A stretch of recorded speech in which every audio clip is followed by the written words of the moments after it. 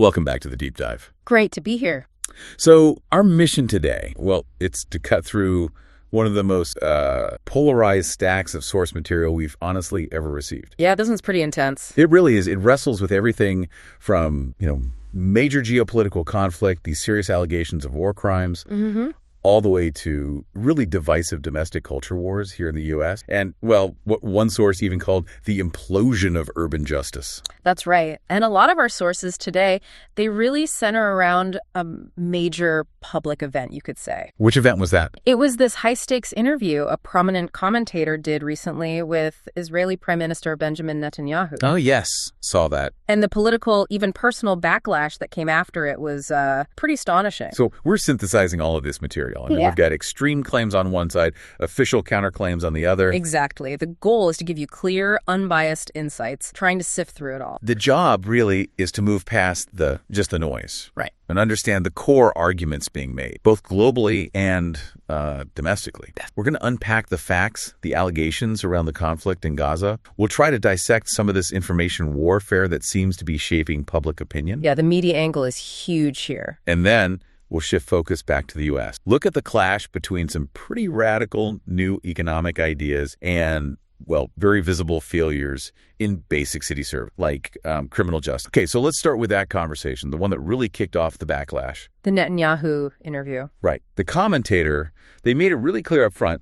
They were determined to ask the prime minister basically every tough question their audience had sent in. And these were heavy questions. I mean, accusations of genocide, bombing religious sites. Indiscriminate killings. Right. And crucially, the fact that the PM himself is facing investigation as a potential war criminal. Yeah, they didn't pull any punches. No, it was definitely an extraordinary interview in that sense. It demanded clear answers on these, profoundly serious accusations. But how did he respond? Let's start with, say, the status of religious minorities. On Christians specifically, the prime minister stated they're welcomed as a treasure in Israel. He claimed it's, quote, the only place in the Middle East where Christians are. That's a big claim. Did he offer anything to back it up? He did. He brought up some specific historical context. He cited the decline of the Christian community in Bethlehem after Israel handed over control under the Oslo Accords. Okay. His point being basically that this trend shows what happens when Israel isn't the protector in the region. And what about the bombing of that Catholic church in Gaza? That got a lot of attention. He addressed that directly, confirmed it happened, called it an unfortunate accident. He also stated he personally apologized to the Pope and even offered assistance to rebuild it. Okay.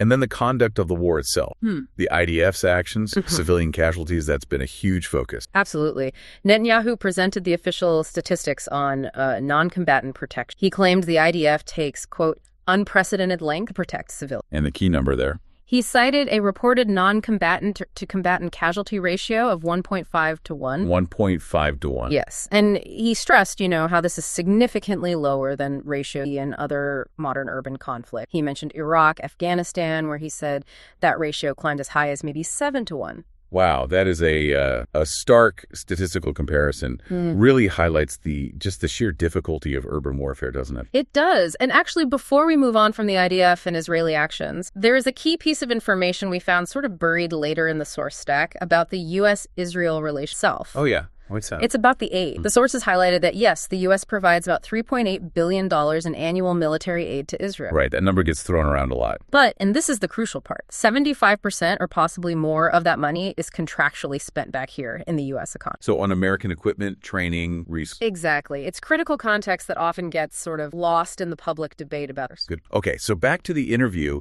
and the humanitarian. There were widespread reports of famine. How did Netanyahu address aid? Right. He tackled that head on. He stated Israel had put in something like 2 million tons of food. 2 million tons? Yeah. But he claimed Hamas was looting those aid trucks, said they were doing it at gunpoint, sometimes shooting the drivers, and then selling the stolen aid to Gazans at high black market prices. So the argument was this looting necessitated new, more militarized distribution points. That was the justification given, yes. Okay. And then there was this really explosive claim, the idea that the prime minister is maybe prolonging the war to avoid prosecution. How did he handle that? He completely dismissed the charges from the International Criminal Court, the ICC process. In fact, he suggested the prosecutor was acting out of self-interest. Self-interest? How so? Well, the PM alleged, and this is a very serious allegation, that these warrants right after the prosecutor himself was accused of sexual assault by a staff member in his own office. Wow. So he basically framed the war crimes charges as an attempt by the prosecutor to divert attention from his own potential legal troubles. Okay,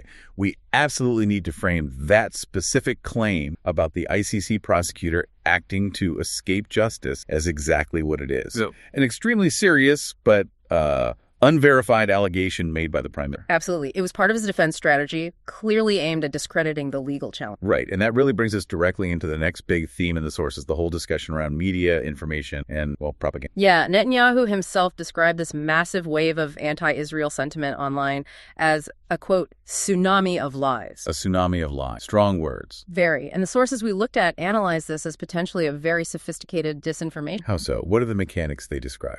Well, Netanyahu asserted that a lot of the sentiment is driven by paid bots. Said they might be run from places like Pakistan, and they leverage social media algorithm to amplify Bots. Okay. Right. But what's the actual strategy of the disinformation itself? The key insight from the source was this idea of making recycled misery seem authentic. Explain that. Okay. We saw two really powerful and frankly quite appalling examples in the material of how this works. Let's hear them. One instance involved a photograph that circulated widely, apparently published in the New York Times. It showed an emaciated child, looked like starvation. Right.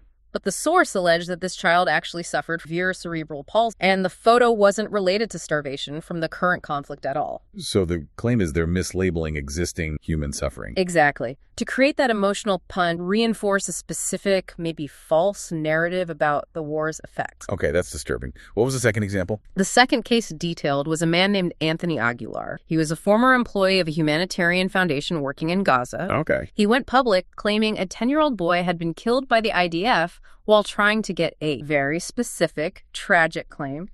A subsequent investigation found the boy alive and well. Alive and well, so the claim was false. Apparently so. But what's fascinating and also disturbing is the internal breakdown the source provided. It turns out Aguilar was a terminated employee. And he only went public with this claim after he tried and failed to sort of force his way back into getting contract work with the foundation. So the implication is he might have fabricated the story out of spite or leverage. That's what the source suggests, yes. It illustrates how even, disgruntled former staff can potentially be leveraged or maybe act on their own within a larger information war. This alleged information war, it's not just external, is it? The source stack also detailed how some pretty radical anti-American sentiment is being actively fostered domestically here in the U.S. That's right. They covered something called the People's Conference for Palestine, which was actually held on U.S. soil. And the tone there. Reports indicate attendees were cheering for slogans like "Liberation Never." Okay, so beyond slogan, what were the specifics reported from that conference? Well, the details were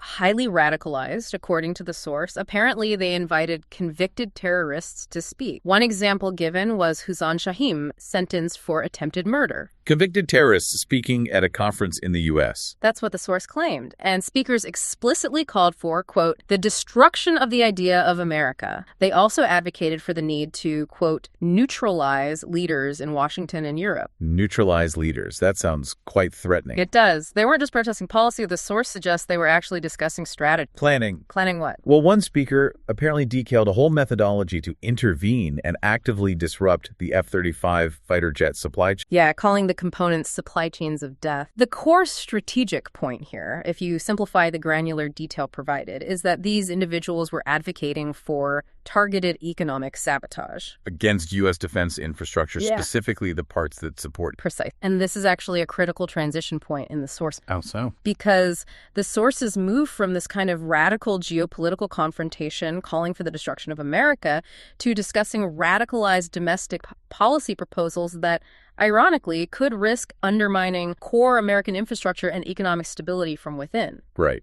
Okay, so let's shift gears then fully to the U.S. domestic commentary in the sources. We're looking at New York City, apparently, where the material contrasts these radical economic ideas with some pretty glaring failures in public safety. Exactly. Let's start with the economic theory side. There was a mayoral candidate mentioned, Mamdani. Okay. And this candidate proposed some really expansive, you might call them socialist solutions for NYC. Things like a rent freeze, completely free buses, even city-owned groceries. Wow. Rent freeze, free buses, city groceries. How did they propose paying for all that? Well, the plan involved targeting the city's top 1% earners. These are the people, source notes, already contribute about 40% of the city's income tax. So just tax them even more. Significantly more, yeah. The candidate argued that the money would improve the city's quality of life, better safety, cleaner streets, and that would convince these high earners to stay and pay the higher taxes. Okay, that's the theory. What was the critique offered by the commentator? Well, the commentator was pretty blunt, called the plan stupid. Okay, why? The argument, the core insight here, is based on a fundamental economic principle, the fungibility of capital. Meaning money can move easily. Right. Municipal progressive taxation, especially at very high rates, faces severe limits because people, especially wealthy people, can just move. They have, as the source put it, unlimited reason to change their residency to lower tax states. Florida was the example. So the argument is trying to force compliance through really high taxes is kind of futile because the capital, the people, will just flee. That was the critique, yeah. The source argued it's counterproductive. Instead, they suggested alternatives focused more on incentivizing the wealthy to contribute. Right, how? Maybe through things like tax deductions for local job creation or significant charitable philanthropy within the city, rather than just relying on mandated higher tax rates that might drive them away. Interesting contrast. And you said this demand for radical economic change was set against failure in basic city services. Yes, specifically the criminal justice. The source really zoomed in on one incredibly tragic case, the murder of a Ukrainian refugee in a sub. Oh, I remember hearing about that. Horrible story. Truly horrible. And this case, according to the source, exposed some really severe... What kind of... Well, the accused attacker, it turns out, had a staggering 14 prior arrests. 14? Yes, for violent crimes too, including armed robbery and assault. He had also been diagnosed schizophrenia. Okay. But...